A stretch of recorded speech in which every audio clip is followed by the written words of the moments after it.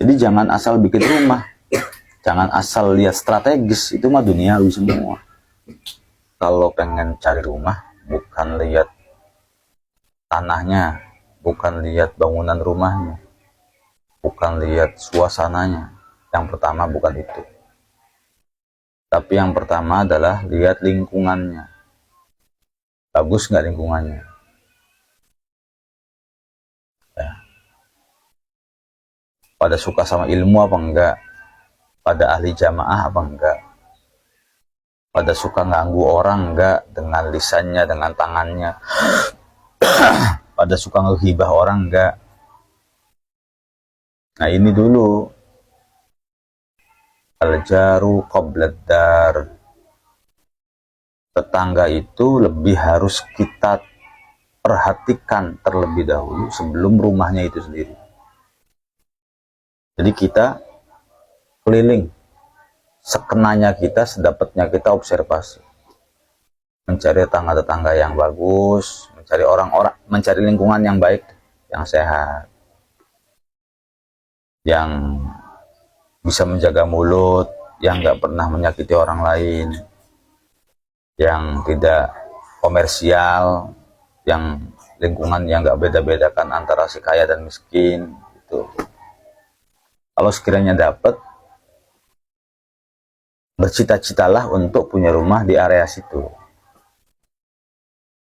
Baru untuk pemandangan, untuk apa sih belakangan, bangun rumah di sekitar situ. Mencari tetangga yang baik tuh angel banget. Nah, kalau lingkungannya baik, ya mudah-mudahan dengan lingkungan tersebut akhirnya suami, istri, anak-anak juga akhirnya terpengaruh oleh lingkungan setempat. Kalau lingkungan setempatnya orangnya rajin jamaah, jadi ya kadang-kadang kitanya pun terpanggil. Lingkungannya kompak, kitanya pun terpanggil. Lingkungannya suka ngomongin orang, kita pun terpanggil. Lingkungannya diem, kita pun terpanggil. Jadi orang tuh ya al-mujawarah mu'assarah, yang namanya lingkungan itu punya pengaruh. Apalagi misalnya anak-anaknya tetangga bagus-bagus, soleh-soleh, nanti anak kita kan dengan logowo, kita akan biarkan anak kita bergaul dengan tetangga-tetangga karena yang bagus-bagus. Kalau istilah dulu mah setiap orang itu tergantung orangnya. Kalau sekarang enggak, tergantung lingkungannya. Ada orang yang bagus banget, tapi ditempatkan di tempat yang nggak baik, ya lama-lama kebaikannya pudar. Ada seorang preman, misalnya bertato, suka memabokkan, lalu dia ditempatkan di tempat yang mana lingkungannya itu kalau tahajud pada nangis, misalnya.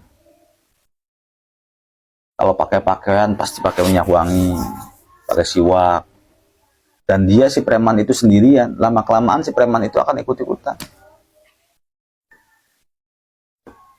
Sama seperti kisah Rasulullah. Maksudnya kisah yang diceritakan oleh Rasulullah yang membunuh 100 orang tuh. Terus pengen tahu caranya taubat, akhirnya diarahkan kepada sebuah kampung yang bagus. Wala tarji' ila aradik fa innaha ardusu. Kamu kalau pengen taubat beneran, silakan pindah kampung, tuh kampungnya yang ono tuh. Jangan kembali lagi ke tanahmu, ke kampungmu. Karena kampungmu itu kampung yang buruk. Artinya, lingkungan itu punya pengaruh. Jadi hati-hati, jangan kita merasa pede, sudah merasa baik. Kemudian kita bilang, tergantung orangnya. Hati-hati. Takut kepleset, takut kesleo. Kalau istri kita pendiam, lalu dicampur aja sama orang-orang, tetangga-tetangga yang doyan ngomongin orang, doyan ghibah, doyan ngefitnah. Insya Allah istrinya kita sih mudah-mudahan baik-baik aja. Tapi kalau lama-kelamaan nongkrong dengan mereka tuh, bisa jadi ketularan. Begitu juga anak kita. Maka mencari lingkungan itu lebih berat, lebih susah. Tapi harus lebih didahulukan, lebih diutamakan daripada punya rumah itu sendiri. Jadi jangan asal bikin rumah. Jangan asal lihat strategis. Itu mah duniawi semua. Mana nih yang strategis nih buat jualan? Ya silakan. Kalau mau bisnis di situ, tapi punya tempat lingkungan bergaulnya beda lagi gitu.